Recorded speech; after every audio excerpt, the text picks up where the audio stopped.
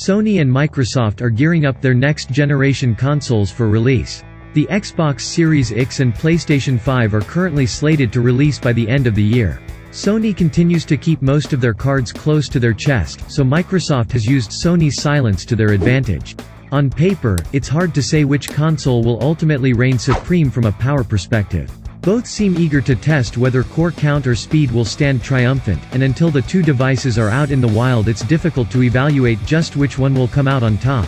We know both companies are investing in SSD storage, new technologies, ray tracing, and backwards compatibility. Taken alone, the system specs for the Xbox Series X and PlayStation 5 are competitive enough to stir conversation, but they're hardly exciting in a vacuum all their own. Why then are two announcements being received in such diametrically opposed manners? The PlayStation 5 presentation has been met with derision and yawns. Microsoft is beating Sony at the messaging game, and as the current second-place contender between the two it's obvious Microsoft learned a lesson or three when it comes to the lead-up to a new console launch. Sony hasn't talked much about the PlayStation 5. We've heard the murmurs about backwards compatibility, the rumors about sweat and pulse detection on the controller, and mention of the release window with the official name, which surprised absolutely no one.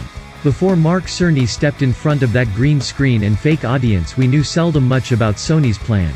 On the other end of the spectrum, Microsoft has not shut up about their next-generation plans. The key difference between the two is simple: Sony is aiming to sell us a console around November, yet Microsoft appears keen to provide a service. Microsoft has been screaming from the pulpit for all to hear promises about cross-generation support. They made sure we all knew Xbox Game Pass would be supported by their new console, and that their upcoming xCloud streaming service would not only work on their next device, but feature games from it. Sony absolutely demolishes Microsoft when it comes to exclusives, but that hasn't stopped Microsoft from sharing with the public that all first-party Xbox games that come out for the Xbox Series X will have an Xbox One counterpart, and an upgrade upwards would be free. PC, Xbox One, and Xbox Series X are to all be linked together with cross-play and play anywhere functionality across all first-party titles, a move we have yet to see Sony try and replicate. This isn't meant to rain on Sony's parade. Far and away Microsoft has been busier selling what their console means to consumers than Sony. In Sony's defense, Mark Cerny's presentation was meant for an audience of developers at GDC, but with COVID-19 shutting the world down that never happened. The information on offer was never meant for a general audience. It was made to sound like a decisive counter to Microsoft's unrelenting tide of hype, and fans inevitably expected far more than what was delivered. The two differing approaches have had a massive impact on how the general gaming audience has received these announcements. On Microsoft's end, it was a welcome surprise after round upon round of non-technical details about the Xbox Series X. We knew what it looked like, we had an idea what the services and philosophy for the console were, but we were missing the meaty specification. Microsoft was filling in a significant knowledge gap, rounding out the messaging they've been pushing for the Xbox Series X. Then there was Sony, who has been so stubbornly radio silent. They had to have known fans were clamoring for any official announcement, like a thirsty vagabond lost in a desert.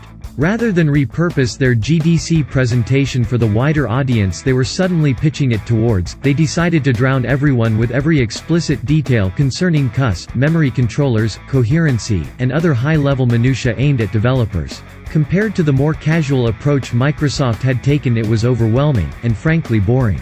Take the SSD announcements for instance. Microsoft showed off State of Decay 2 loading on both an Xbox One X and an Xbox Series X. Sony had a PowerPoint slide about memory controllers.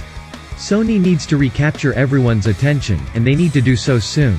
Microsoft's technical details were released in such a way that even the most layman of lay people could decipher the information and appreciate it. Sony's required a breakdown from Digital Foundry that will still go over most heads. For anyone who was hoping to have a pissing contest over power, Sony did very little to definitely plant their flag. PlayStation 5 hardware features. Sony has the weapons needed in their arsenal, but they need to deploy a few if they are eager to steal back the battle over messaging away from Microsoft.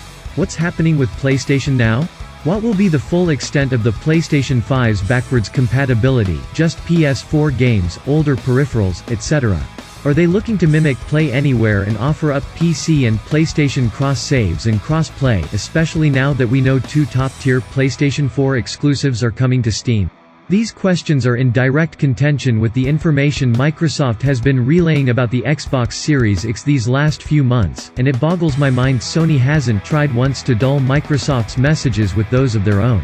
For all intents and purposes, they appear to have one-to-one counters for the services Microsoft are marketing as reasons to buy the Xbox Series X over the PlayStation 5, so why haven't they struck them down with messages of their own? Microsoft's eagerness to sell their platform as a network of interlinked services that all support one another has elevated the Xbox Series X conversation to one about not a device, but Microsoft as a whole. Sony can't play coy for much longer, lest Microsoft runs off with the zeitgeist leading up to launch. Sony's presentation cost them ground they didn't have, and they need to reclaim it in some. Powerful specs mean nothing if the competition has a more powerful message. If you like this video, like it and subscribe, your support is very important, thank you.